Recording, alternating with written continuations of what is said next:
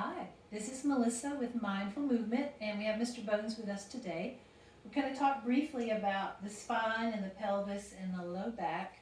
So many people come to me with low back problems, and one of the reasons that so many of us have low back problems is that we are either standing, and we don't have a pole like this going up our spine, so we're standing on our feet, or we're like this, sitting.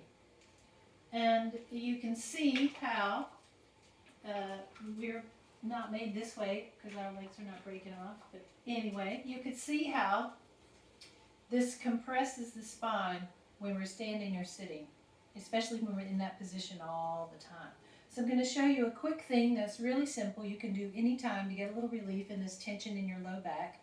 And it takes us literally back to our childhood. So if you don't have any knee issues and you can get on the floor comfortably, feel free. If not, you can get a mat like this. It doesn't have to be this big. It can be, a smaller mat, even maybe a mat for children for napping or something. Basically, we're just going to crawl. And I want you to notice how just putting yourself in this position, it seems pretty obvious, but it completely changes where the spine is in space and where the pelvis is. So one of the basic things about how we move and it affects our brains is when the right hand comes forward, the left knee comes forward.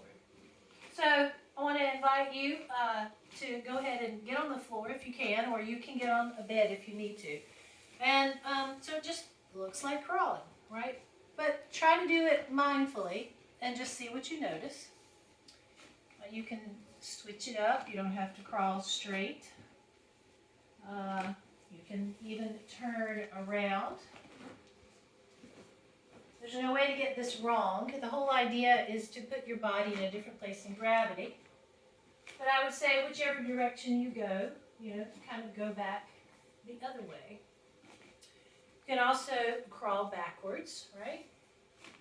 And notice how that feels and what happens and how you have to try to figure out how to do that, right? And you can always kind of be in place. If you have any wrist issues, you can pick up one at a time. It's not got to be rough or tough or difficult, right? If you've done any yoga, they do this a lot in yoga as well.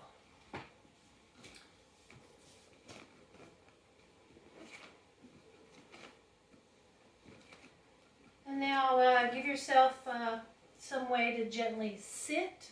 And we're going to take 2-3 breaths together. And you can be this way, or you can have your legs out, just some way that you can sit comfortably. We're going to close our eyes, 3 breaths. So join me if you will. Breathe in, and out, and in,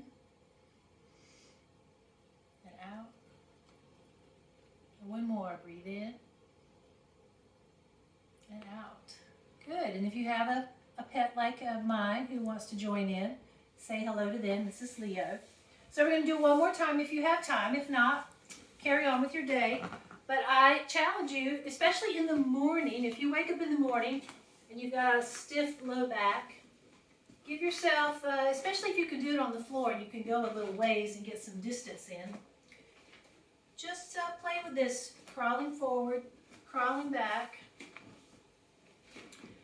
If this is too boring for you and you want it to be a little more athletic or a little more difficult, then you can always come up onto your toes so that you're kind of bear crawling, right? This becomes much more strenuous. So if you're not already fit and have a workout routine in place, I don't recommend doing that, but there's an option for you.